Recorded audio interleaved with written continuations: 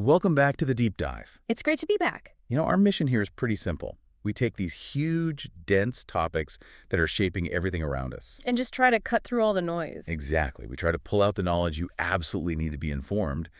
And today, we are grappling with this massive paradox in technology. We're calling it the AI capability gap.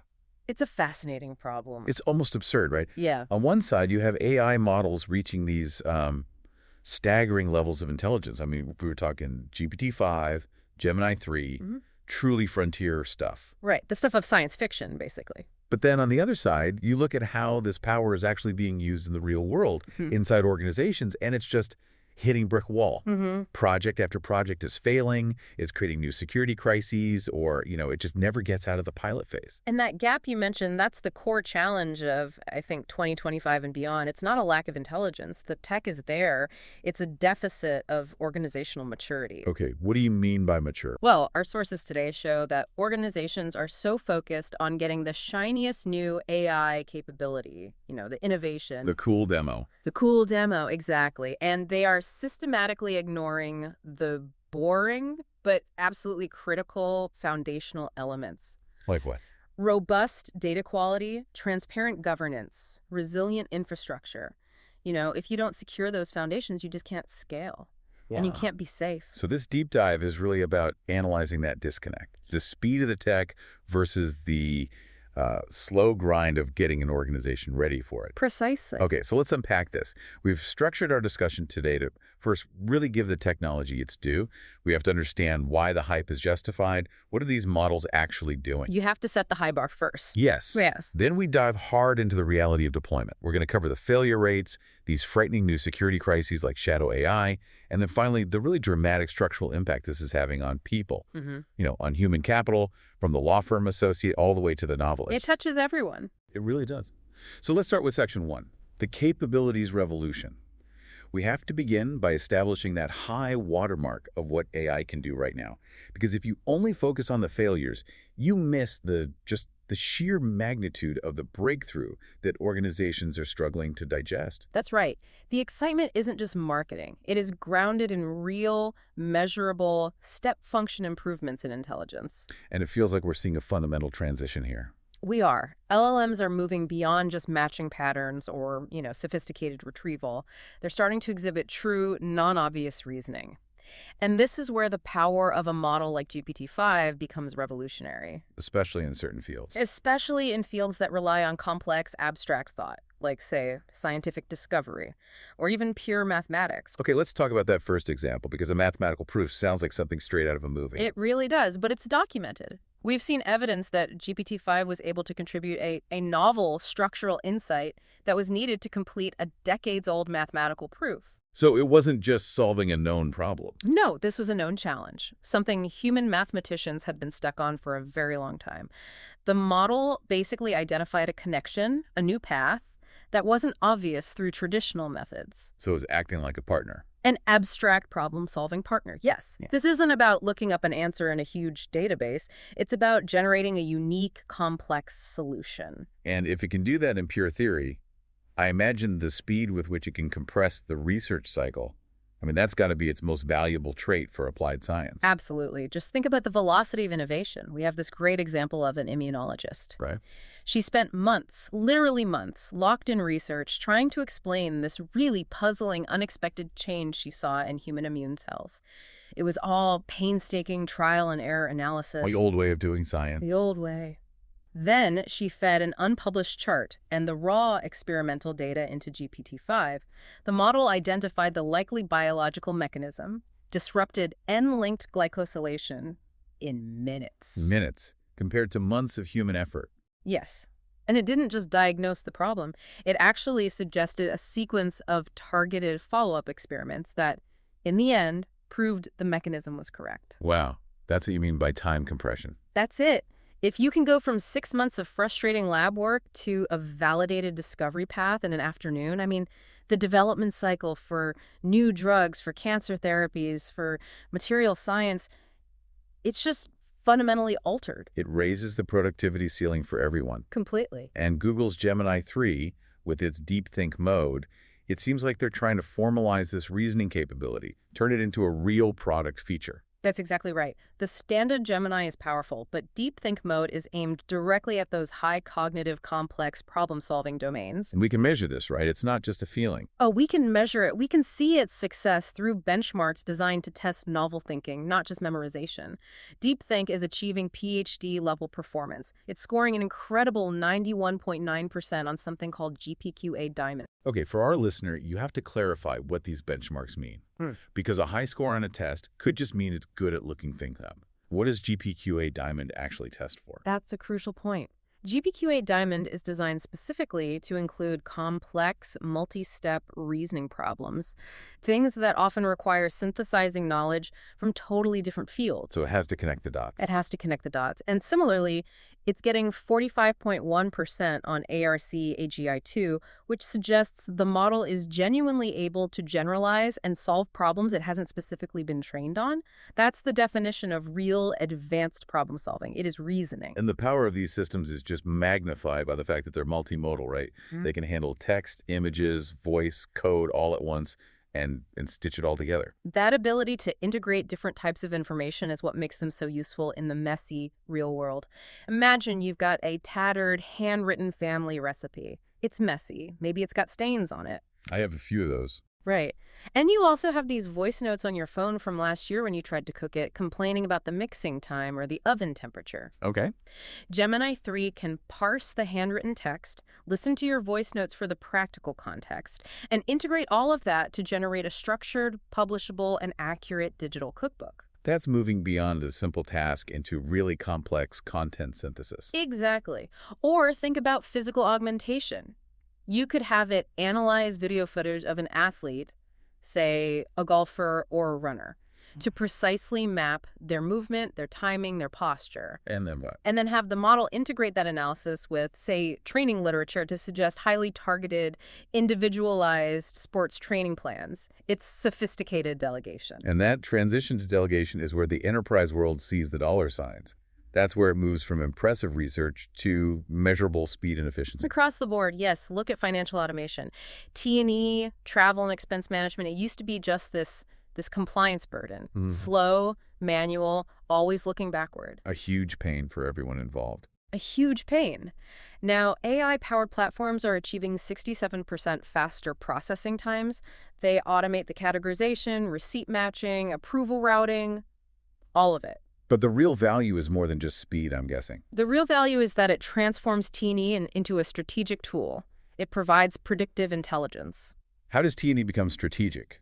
Well, it shifts auditing from a retrospective cleanup job to real-time risk management. The system learns employee spending patterns. So if an employee usually spends, say, $50 on dinner, Right. the system flags a sudden $500 dinner receipt before it's even fully filed or approved. It asks for justification immediately. So finance can enforce policy in real time, not months later. Exactly. They can spot fraud trends instantly and get cost predictability instead of just chasing mistakes from the last quarter. That's a massive efficiency gain. And we're seeing similar, just radical results in professional services where time is money, like the example of Moore Kingston Smith. MKS, yeah. They're a mid-tier accountancy firm. They deployed a platform based on Gemini technology, and they targeted these really high cognitive, high volume tasks, specifically corporate fraud reports. Which are incredibly detailed and time-consuming. Incredibly. Their teams found they could complete these complex reports in just 2 hours, a task that previously took 2 full weeks of dedicated human effort. 2 weeks down to 2 hours. The Yeah. margin implications of that are staggering. They are. The source data showed that the teams at MKS who adopted the AI system 4 times more intensively than their peers, they saw an 8 percentage point jump in profit margins. Wow. That is a direct, quantifiable return on investment? A huge one. And it's derived from automating and accelerating a highly technical, traditionally time-consuming service. That's a game changer for your competitive strategy. And the manufacturing sector is going through a similar shift, right? Moving away from being reactive. Absolutely. Up to 50% of manufacturers are now using AI in their production environments. And the core tech driving this is the AI-powered digital twin. A virtual model of the factory floor. A physically accurate virtual model of an assembly line, a piece of equipment, or, the whole factory. And the problem they're solving is a big one. Downtime. It's huge. Many high-speed industrial environments can suffer downtime rates as high as 40%. Hmm. Often it's due to these fleeting little microstops that are just too hard for humans to track. Like a machine can see them. A digital twin, fed by thousands of sensors, tracks all of it in real time. The microstops, the quality metrics, performance deviations, it shifts the whole factory from reacting to a breakdown to proactively optimizing the system. So they're tackling that 40% downtime rate. And saving millions in lost production and inefficiency. So we have unprecedented reasoning, massive professional efficiency gains, Yeah. industrial optimization, but not all of this AI can live in the cloud. We're now seeing the rise of autonomous systems that need that low-latency real-time control, right at the edge. This is a crucial distinction. The need for real-time control, for fraction-of-a-second decision-making, is fundamentally pushing AI workloads out of the centralized cloud and onto the physical point of action. Physical AI. We call it physical AI, yeah. And the infrastructure requirements are pretty extreme. Can you give us an example of that real-time necessity? The autonomous drone research from the Alan Turing Institute is a perfect illustration. They developed an AI model that lets a team of drones independently redistribute tasks and reroute their mission mid-flight, say in a hazardous or contested environment. And it has to happen instantly. No phoning home. Exactly. They can't wait to communicate with a remote mission control. That introduces too much lag. And the impressive thing isn't just the autonomy, it's the technical footprint, right? Correct. This really complex replanning decision, evaluating the situation, finding new optimal routes, reassigning roles, it's all processed in just 1/100th of a second. That's incredible. And it's running on compact, low-power hardware, like a standard Raspberry Pi device mounted directly on each drone. That is sophisticated, mission-critical inference happening right at the edge. Now, this is where I want to push back a bit on the decade-long trend of cloud migration. You mentioned physical AI is fueling a return of workloads to on-premise data centers. That sounds like a radical reversal. Yeah. Why is the cloud suddenly not good enough for these cutting-edge AI tasks? It's really a matter of physics and cost. For that real-time control, think of the precision you need on a factory floor or a split-second decision in an autonomous car. A round trip to a centralized public cloud is just too slow. Latency. Latency kills the utility. By the time the cloud processes the command and sends it back, the automated machinery has already moved. And that could cause an error, damage materials, or create a safety hazard. So it's not that the cloud is bad, it's just that the AI needs to be geographically closer to the action. Exactly. You need AI-ready networking that can support this low-latency, high-throughput work locally. Look at the data collection at a high-stakes event like the Ryder Cup. HPE deployed systems there that process data in real time from 67 AI-enabled cameras and over 600 Wi-Fi points. Wow. All of that data had to be processed instantly for operational intelligence, tracking crowds, optimizing security, predicting congestion. That kind of instantaneous analysis requires edge compute and a foundational network built specifically for AI. So it seems like the capability bar has been raised so high that traditional IT infrastructure is now the main limiting factor for actually deploying this stuff in the physical world. It is. The intelligence is there, but the operational environment has to adapt to support that intelligence in real time. Okay, so we've established the dazzling potential. AI can solve math proofs, save millions on a factory floor, process data in 1/100th of a second, but now we have to transition to the sobering reality, the operational readiness. Right. For all this brilliance, the technology often just crashes right into the messy wall of organizational discipline. And the failure to launch crisis is the perfect term for this. Despite spending billions on AI initiatives, the enterprise success rate is, well, it's alarmingly low.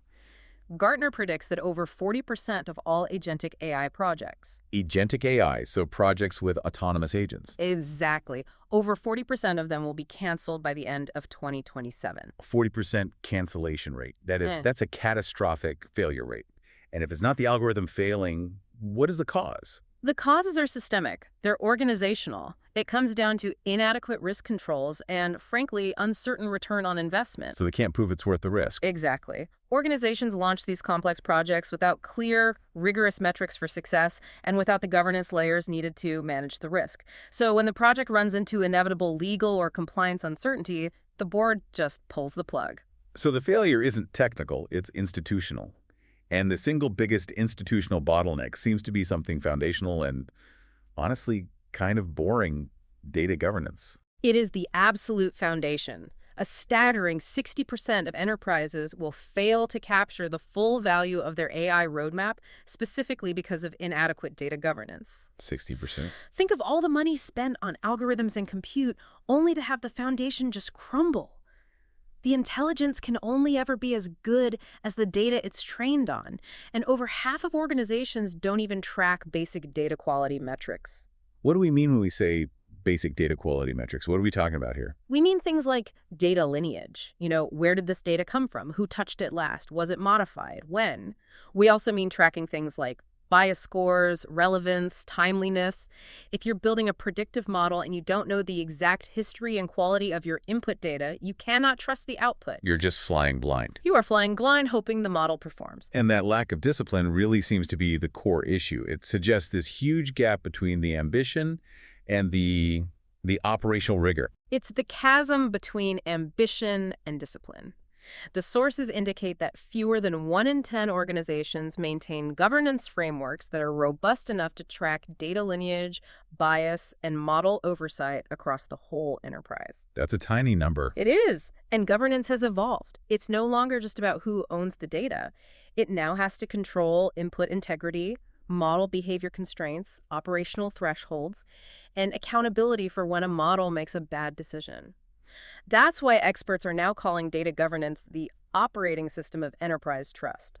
It has to be strategic, not just a checklist. It has to be. This brings us right to the pilot trap. Most companies have run a successful proof of concept, a cool little demo in a sandbox, but they just cannot seem to move to deploying trusted AI inferencing at scale. That's the operational challenge that separates the innovators from the experimenters. The data shows only 22% of organizations globally have successfully operationalized AI. Only 22%. Which means the model is actively, reliably, consistently driving bottom-line transformation in a live environment. The other 78%, they're stuck in the sandbox, experimenting or watching their projects get canceled. And the key prerequisite for moving high-stakes AI from that pilot phase to production is trust, especially if the AI is making big decisions. Trust is non-negotiable, particularly in high-stakes fields like healthcare diagnostics, financial trading, or heavy industry. When trust is absent, the productivity gains just vanish. This creates what we call the inference gap. Okay, what's that? We have documentation showing that unreliable AI-generated content, hallucinations, forces employees to spend a significant amount of time just fact-checking the output. Right. So if an AI generates a report in 5 minutes, but the employee has to spend 45 minutes verifying every single fact, You've lost all the efficiency. you've nullified the efficiency gain, and you've severely eroded the user's confidence in the system. They stop using the tool effectively, and your ROI just drops to zero. So scaling requires more than just throwing money at more compute power. It needs a unified platform strategy that addresses data, governance, and cost all at once. That holistic view is essential. You need a platform that unifies compute, data, and governance seamlessly. And interestingly, this need for control and predictability is leading to another shift. 51% of global organizations are actively moving certain AI workloads back to private cloud or on-premise.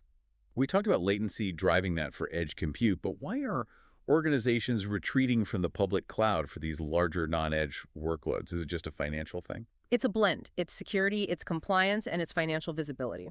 Boards are highly concerned about intellectual property leakage and regulatory liability when proprietary models or sensitive customer data are processed in a public cloud. So it's about control. For sensitive data, the control of a private cloud often outweighs the public cloud's agility benefits. And financially, AI workloads are notoriously hungry for compute and energy. 90% of leaders cite cost predictability as a top priority. For continuous, large-scale inference, a private cloud can offer much better and more stable financial visibility than a fluctuating public cloud bill. That desire for control, or the lack of it, leads us directly into the shadow AI crisis.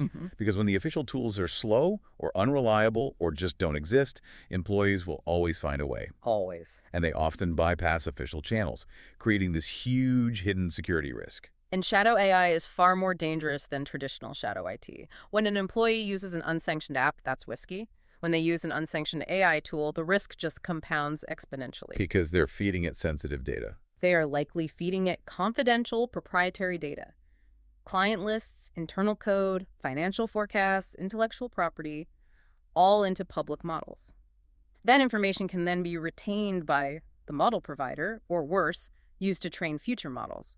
It's catastrophic data leakage. And huge compliance violations. Yeah. GDPR, HIPAA. Massive regulatory liability. We hear a lot about these, sophisticated, futuristic AI on AI attacks.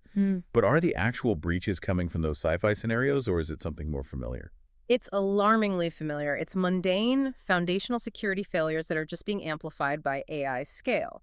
1 in 3 AI adopters experienced a breach, but these breaches were typically due to familiar exposures. Like what? Unpatched software vulnerabilities, basic misconfigurations, or insider threats. It's not the complexity of the algorithms, it's the lack of scaling security capabilities to match the speed of deployment. And the data exposure is huge. It is. The rush to deploy means basic controls get neglected. A shocking 78% of organizations fail to fully classify and encrypt their AI data. 78%. So if an attacker does get in through one of those familiar flaws, they have immediate unencrypted access to the crown jewels of the AI initiative, the training data, the models, the outputs.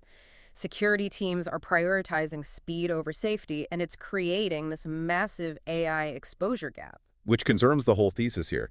The operational gap is an integrity problem, not an intelligence problem.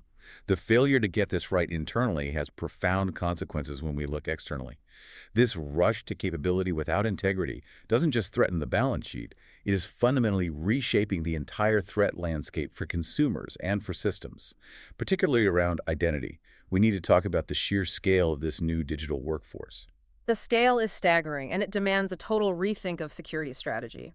AI agents are creating what we call non-human identities, or NHIs, to do their work. So like a user account for a bot. Exactly. From basic automation scripts to sophisticated goal-seeking agents. Recent research shows these NHIs now outnumber human users by a ratio of 82 to 1 inside enterprise systems. 82 to 1.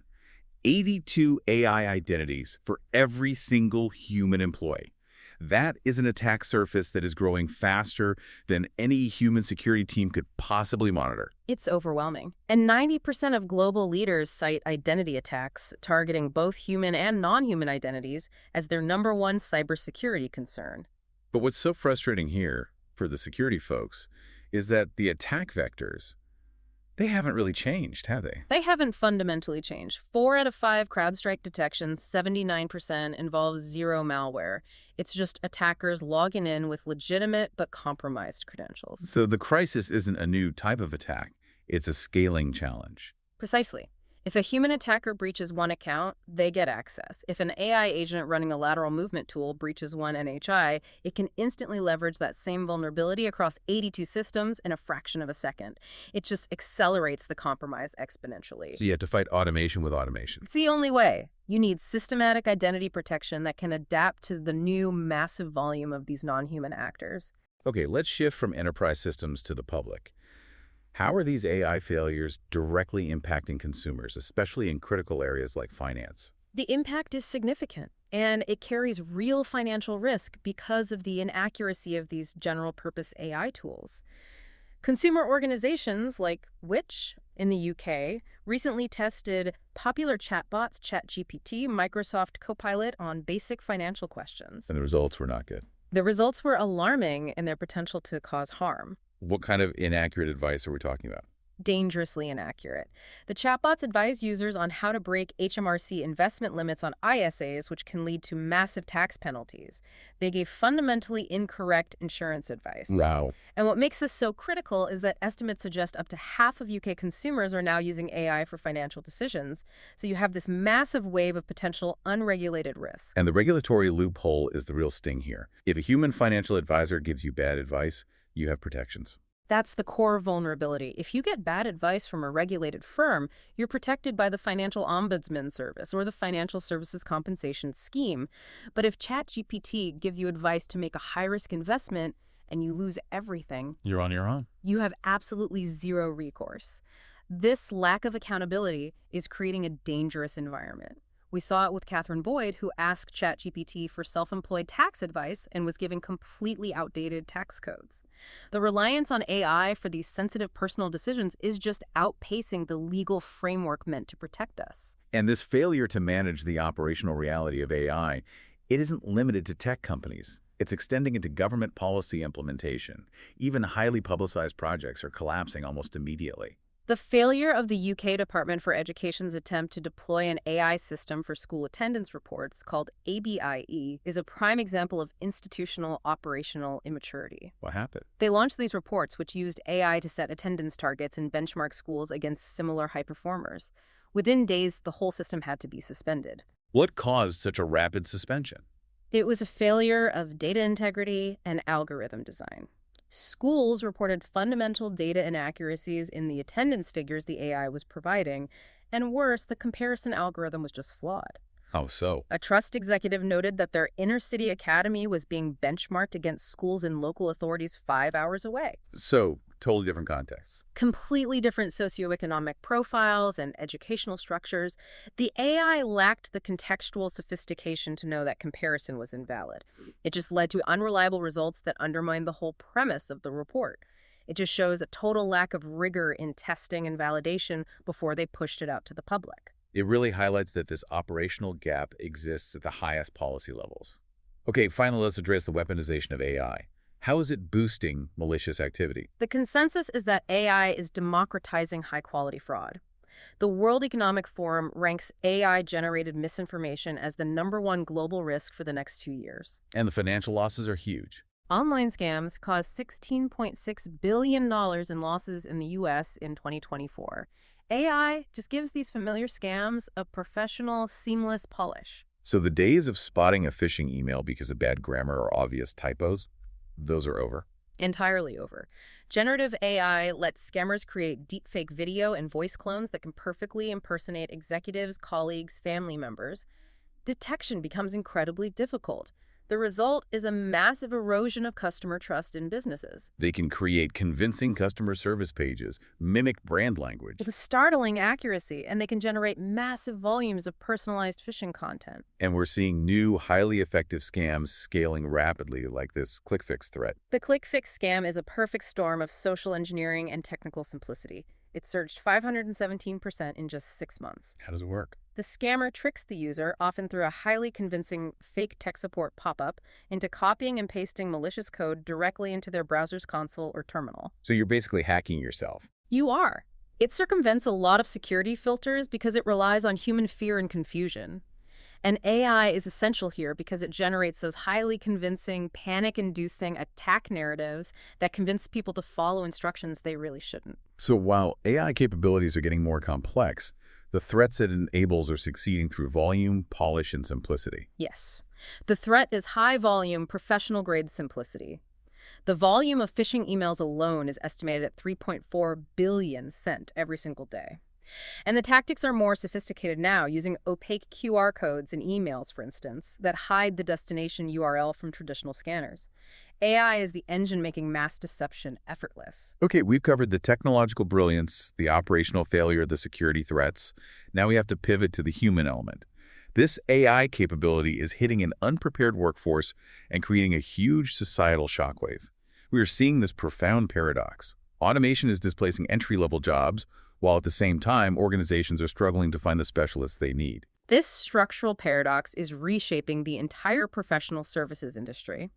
The automation of cognitive, high-volume data analysis tasks, the very work that junior employees used to cut their teeth on, is cutting off the traditional entry ramp into these careers. And we have concrete examples of this. We do. The global law firm Clifford Chance is cutting 10% of its London business services staff, that's about 50 roles, and they're explicitly citing increased AI adoption and offshoring of low-value tasks. And this isn't just one firm. It's being acknowledged by the industry giants. Exactly. PwC's global chairman, Mohammed Kande, made a very public statement. He confirmed the firm has abandoned its ambitious 2021 target to hire 100,000 new people over 5 years. And the reason? The reason is AI's rapid ability to automate core entry-level data analysis and compliance work. He confirmed they'll continue to hire, but it will be, and I'm quoting, a different set of people. Meaning fewer generalists and more highly specialized technologists. That's right, and that's the displacement side of the paradox. But the other side is the crippling shortage of specialized talent. Right. The chairman of PwC noted that they seek hundreds and hundreds of engineers to implement their AI initiatives, but they simply cannot find the talent. So you have a critical talent shortage at the top end of the skill spectrum, happening at the same time as a surplus of junior generalist talent whose training wheels have just been automated away. Exactly. Firms are automating the bottom rungs of the career ladder before they've successfully stashed the new, highly technical management rungs needed to run the AI infrastructure itself. And some companies are embracing this change with a radical new operating model. Yeah. Maximizing efficiency while, supposedly sharing the wealth with the staff who remain. Klarna is a sharp blueprint here. Klarna offers a fascinating and, well, potentially brutal look at the future of the white-collar workforce. Since 2022, they've halved their workforce, from over 5,500 down to just over 2,900 employees. And that's primarily through attrition and aggressive AI automation. Yes. Their systems now perform work that's equivalent to 853 full-time staff. But the crucial element here is what happened to the staff who remained. The average compensation for the remaining highly augmented staff increased by 60%. It jumped from $126,000 to $203,000. Wow. Klarna achieved a 108% increase in revenue while keeping their operating costs flat. They reached $1.1 million in revenue per employee. This is a deliberate, top-down strategy to maximize revenue per employee and incentivize the remaining staff to fully embrace and drive automation. While those numbers look fantastic for Klarna's balance sheet and for the employees who remain, what is the human cost of that maximized revenue per employee model? Does this just create immense pressure and burnout for the highly compensated few? That is the essential, critical question. While the company markets the high compensation as a reward, this operational model demands that employees become high-value specialists, constantly augmented by AI, managing the work that was previously done by several junior staff. So it raises the pressure. It inherently raises the pressure, the necessary skill level, and potentially the expectation for availability and output. It transforms the nature of work, and it shifts the risk and complexity upward onto a smaller, more expensive staff base. Okay, let's shift from the balance sheet to the integrity crisis hitting the creative industries and the legal profession, where AI is challenging the fundamental definitions of authorship and expertise. Novelists are genuinely fearful. That fear is backed by data. A University of Cambridge study found that 51% of published UK novelists believe AI could entirely replace their work within their lifetime. That's a majority. It is. And furthermore, 39% are already reporting measurable income declines that they attribute directly to generative AI. This is moving from a philosophical debate into real economic distress. And the problem of unauthorized content and attribution errors is just compounding the issue. Absolutely. Authors have discovered AI-generated titles listed under their names on major platforms without their authorization. It creates confusion, dilutes their brand integrity. So there's an economic pressure. There is. Author Tracy Chevalier put it with brutal honesty. She worries that an industry driven by profit will inevitably choose to publish cheaper, machine-made books over expensive, human-written ones. Just as consumers often choose machine-made jumpers over costly, hand-knitted ones, the economic engine just favors automation. And the legal profession, another stronghold built on integrity and precedent, is facing a similar crisis of confidence. It is forcing judges to rethink their roles. Australia's High Court Chief Justice, Stephen Gagler, warned publicly that AI use in courts has reached an unsustainable phase. What did he mean by that? He said judges are now effectively forced to act as human filters for machine-generated legal arguments. They have to verify every single citation and piece of reasoning to weed out errors and hallucinations. And the consequences of failure there are professional misconduct. Precisely. We've already seen a Victorian lawyer face sanctions for using AI to generate false citations in court filings. That is a foundational breach of professional responsibility. In the legal world, a false citation isn't just an error, it's a catastrophic failure of integrity. But law firms know they can't just ignore AI. So they're making some pretty significant investments in their junior staff to become, as they call it, AI fluent. This is the proactive adaptation that's required. The international law firm Ropes & Gray is dedicating a full 20% of its first-year associates' billable time specifically to AI training. So not just a workshop. No, this is billable hours devoted to mastering tools, learning prompt engineering, developing automation skills. They are treating AI fluency as a core professional competency. They know that the rote, entry-level work is vanishing and must be replaced by higher-value, AI-augmented skill sets immediately. That same paradox, the necessity of AI versus the question of integrity, is hitting higher education hard. And perhaps most pointedly in the University of Staffordshire example. This story just encapsulates the institutional confusion perfectly. Students in a government-funded coding apprenticeship at the University of Staffordshire discovered their course curriculum was being delivered almost entirely through AI-generated slides and voiceovers. They noticed the content was inconsistent, it was generic, and it just lacked the nuance of human instruction. And the core frustration, the moment of protest, came from the double standard they saw. Absolutely. The institution's policy says students face strict penalties, potentially expulsion, for using AI for academic misconduct. Right. Yet the course they were paying for was being taught by AI. Students directly challenged the lecturer, saying they didn't want to be taught by GPT. And this raises a critical, fundamental question. Which is? If the core educational content can be generated by an AI, what is the value proposition of the university? If the course materials are AI generated, why should the students keep paying tuition? As one student noted, they could get the gold ourselves by asking ChatGPT. It challenges the entire value chain of traditional instruction. The former provost of the University of Exeter argued that universities have to stop treating AI as a temporary bolt-on tool. They need a real strategy. They need an AI-first workforce strategy, redefining every role from lecturer to administrator with clear AI competency expectations. But let's contrast that frustration with a more measured, augmented approach, like what the Royal Navy is doing with recruitment. The Navy's deployment of Atlas, an AI-powered avatar for submariner recruitment, is a really positive model for augmentation. The system uses retrieval augmented generation RG technology to handle the initial high-volume queries from potential candidates. And what's the result? A 76% reduction in human recruiter workload. But, and this is key, the system maintained an impressive 93% candidate satisfaction rate across 460,000 queries. So it's augmenting, not replacing, the critical human element. Exactly. Atlas filters out the low-value repetitive questions, and that allows the human recruiters to focus their time and expertise on serious candidates and complex discussions. This careful test-and-learn approach, prioritizing high satisfaction and reducing workload without sacrificing integrity, that is the responsible path forward. #TagOutTrack. We have journeyed through an immense amount of material today, navigating this massive paradox of modern technology. We saw the incredible capabilities GPT-5 solving decades-old math proofs and financial systems running 67% faster, but juxtaposed with these harsh, self-inflicted wounds of operational failure. We detailed the staggering gaps. 40% of ambitious AI projects facing cancellation because of poor governance. The security crisis, where unencrypted AI data is exposing 78% of organizations. And the sheer volume of risk from non-human identities outnumbering humans 82-1. And we saw the ethical toll.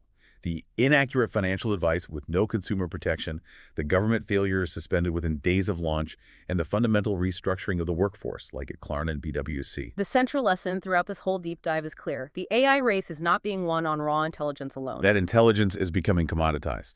It is. The strategic focus for every leader and professional has to fundamentally shift from acquiring the most intelligent models to establishing the deepest organizational integrity. You have to allocate budget not just for GPUs, but for platform-centric governance layers. So focusing on data quality, security fundamentals, evaluation frameworks. Rigorous evaluation. Cost predictability. Yeah. All of it. So what does this all mean for you, the professional trying to navigate this revolution? What is the ultimate currency of this new era? The greatest differentiator in the age of AI won't be who has the smartest models, because those capabilities will rapidly become widely available. The differentiator will be who has the strongest integrity. Integrity? The organizations, the professionals, the systems that can be definitively trusted when the algorithms are making high-stakes decisions, routing billions of dollars, or generating critical medical diagnostics. That integrity built through operational maturity and discipline is the true competitive edge, and that is what demands your focus.